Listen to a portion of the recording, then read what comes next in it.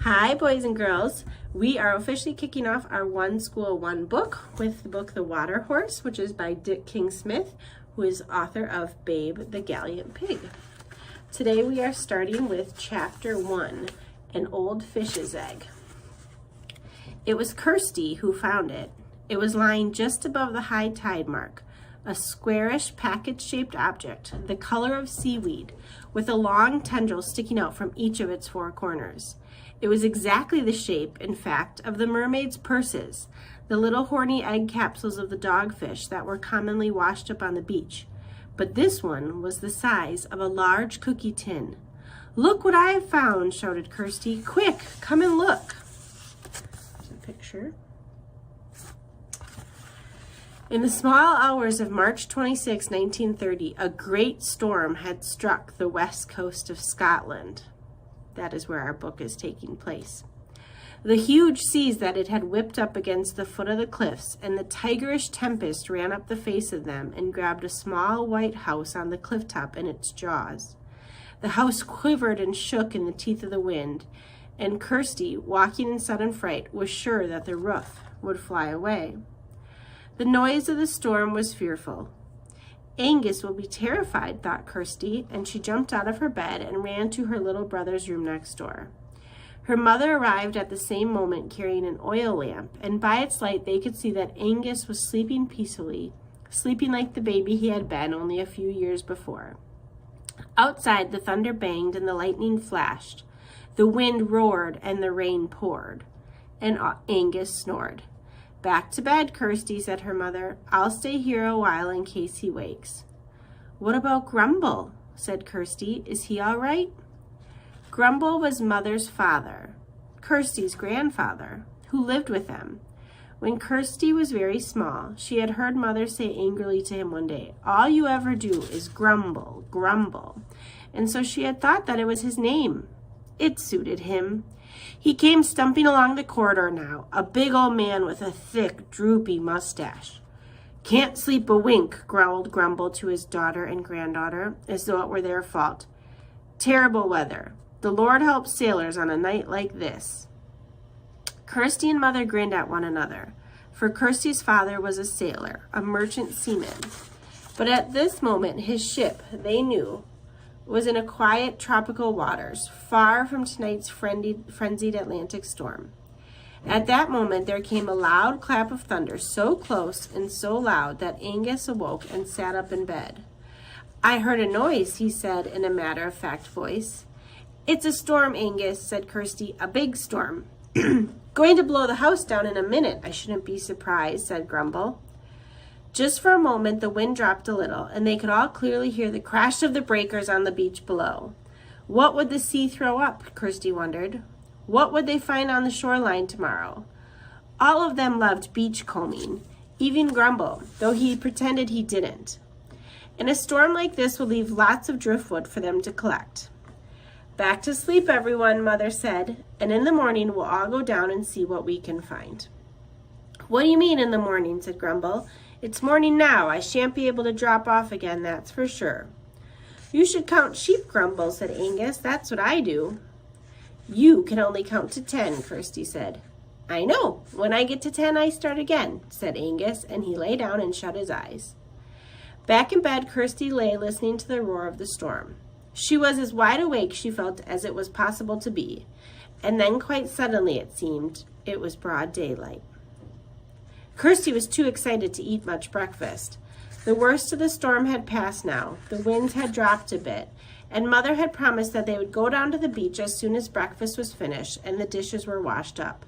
It was the thought of what might have been washed up on the shore that was exciting Kirsty. Beach combing was such fun. You never know what you might find. There was seaweed and creatures like starfish and jellyfish and sea urchins and loads of shells, whelks and cockleys and cowries and razor shells. Then there was trash like empty bottles. Perhaps one might have a message in it from a castaway. And of course there was driftwood, wooden boxes and crates, planks and spars, once even a pair of oars. And the strange twisted shapes of branches and sometimes quite large limbs of trees, worn pale and smooth during their long voyages from goodness knows where. With such a storm as last night's, who knows what they might find? Eat up, Kirsty, Mother said. Angus never needed to be given this order. Meals, in his view, were times for eating, not for talking. From sitting up at the table to getting down from it again, he only opened his mouth to put food in it. What do you think we'll find, Angus? Said Kirsty.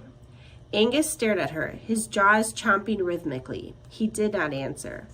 Aren't you excited? Kirsty asked. Angus nodded. My egg's not boiled enough, said Grumble. They set out at last down the cliff path, Kirsty leading, carrying a little sack for putting things in, Mother following, holding Angus by the hand, and Grumble stomping along with a big sack and a length of cord to tie up bundles of driftwood. The seas were running very strongly still, and the breakers, that's what they call waves, were huge but distant now, for the spring tide had ebbed. The pebbly beach was, as always, empty of people. The only living things on it were two seagulls picking up at something that lay just above the high tide mark. They flew away as Kirsty ran forward. Come and look, she shouted, quick. What is it? Mother shouted back. I don't know, it looks like a giant mermaid's purse. Angus ran as fast as his short legs would allow. He looked critically at the object. The gulls could not have been at it for long, for it seemed unharmed. I didn't know there were giant mermaids, said Angus. No dogfish could produce a thing like that, said Mother, when she and Grumble arrived. Why, it must be 20 times as big as an ordinary mermaid's purse. What do you think, Dad? Could it have come from some huge creature like a basking shark? Don't ask me, said Grumble. We're here to collect firewood, so let's get on with it. This cold wind gets right in my bones. He prodded the thing with his foot. Whatever it is, it's no use, he said as he stumped on, with Mother following. It moved, Kirsty said. Of course it did, said Angus. Grumble kicked it. No, I mean after he kicked it. I saw the outside of it, the skin of it, move. I'm almost sure I did. It sort of trembled. Angus peered at the giant mermaid's purse. It isn't trembling now, he said. I suspect it's dead. I suspect Grumble killed it. He looked up at his sister and saw that she was upset at this thought. It's only an old fish's egg, he said. Eggs don't feel anything. Those ones that Mother boiled for breakfast, they didn't feel nothing.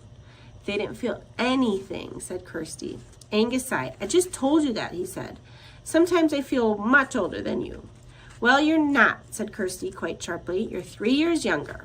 Hold my sack open for me. She bent down and picked up the thing. It was heavy, as heavy indeed as a large cookie tin full of cookies. You're not going to take that home, said Angus. I am. Where are you going to put it then? In a bucket of water, just in case it's alive. It might hatch. You never know. Mother won't like it. Mother won't know. She'll ask what's in your sack. Kirsty thought quickly. Seaweed, I'll say. She said, Grumble puts it on the garden for manure, and on top of the thing she placed some bunches of kelp. When they had all climbed the cliff path again, Grumble complaining loudly of the weight of the driftwood bundle he carried, the children went off together to the garden, a small plot on the sheltered side of the white cliff-top house. Here their grandfather grew vegetables, grumbling endlessly about the poorness of the soil, the unkindness of the weather, and the damage done to his plants by birds and slugs and caterpillars. Kirsty put the seaweed on his compost heap, filled a large bucket with water, and tipped the giant mermaid's purse into it.